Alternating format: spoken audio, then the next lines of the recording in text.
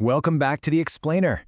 Today we're jumping right into a pretty fascinating cognitive puzzle, the hidden machinery of phrasal categories. We're going to explore exactly how our minds subconsciously organize language.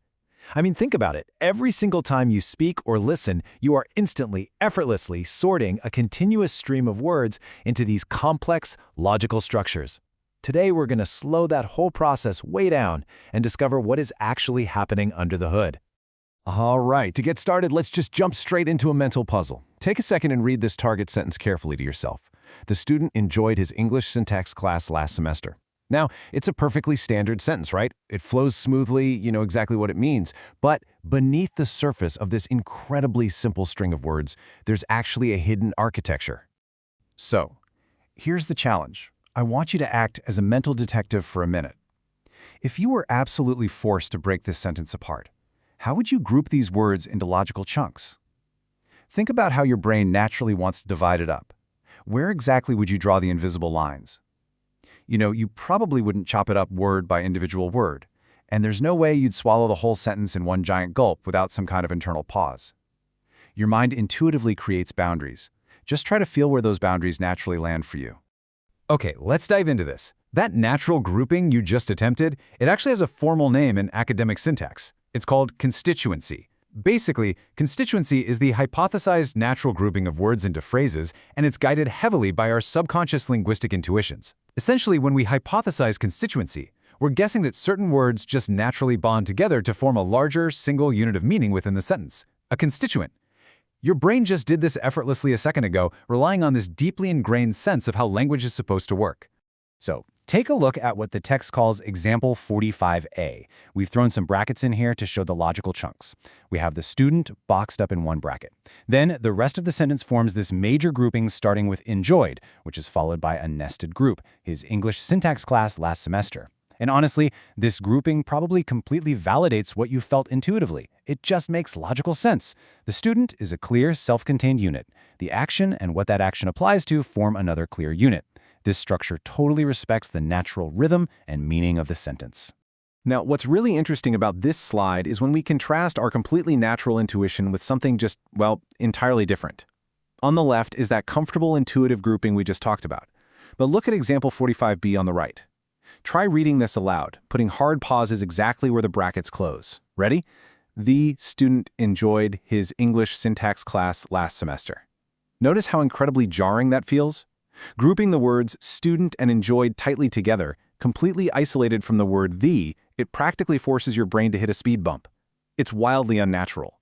It violates our subconscious rules of language, which pretty much proves that we don't just group words randomly. We are following strict, unseen guidelines. Actually, let's push this point even further and look at another bizarre alternative labeled 45C. Again, our solid intuition is over on the left. But check out this new alternative structure on the right. Here, the brackets group enjoyed his English as one specific unit and syntax class last semester as another. Imagine actually speaking like that. The student enjoyed his English syntax class last semester. It literally pulls the rug entirely out from under our linguistic intuition.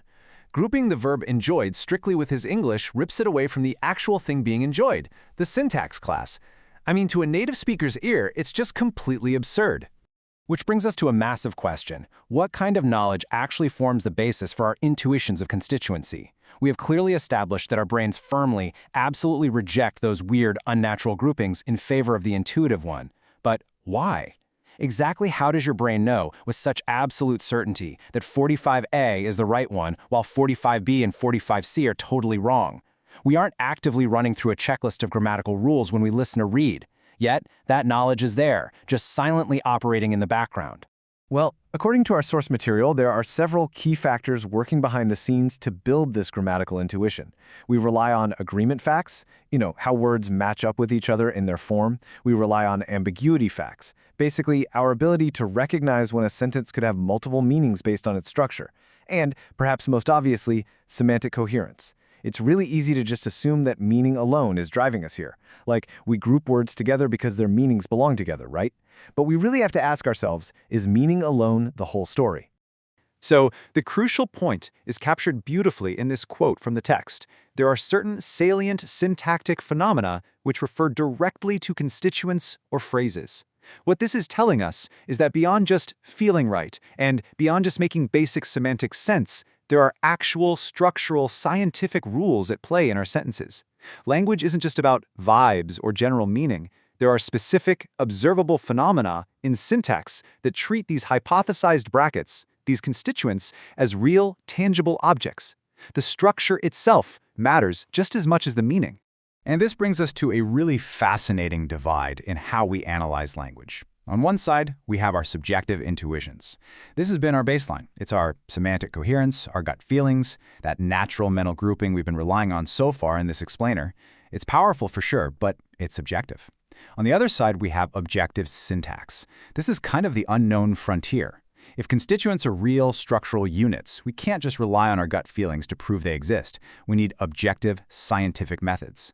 We need concrete syntactic and distributional tests to take what we intuitively feel and translate it into something we can empirically prove. And that brings us to the ultimate cliffhanger, posed directly by the source material itself. Are there clear syntactic or distributional tests which demonstrate the appropriate grouping of words? We know our intuition strongly favors one structure over another, and we know meaning plays a big part.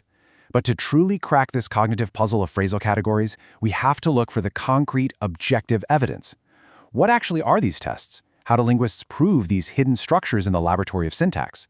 That is the big question you should be taking away from today's explainer, and it's the very question that will unlock the deeper mysteries of how human language works. Thanks so much for joining me on this deep dive, and I'll catch you next time.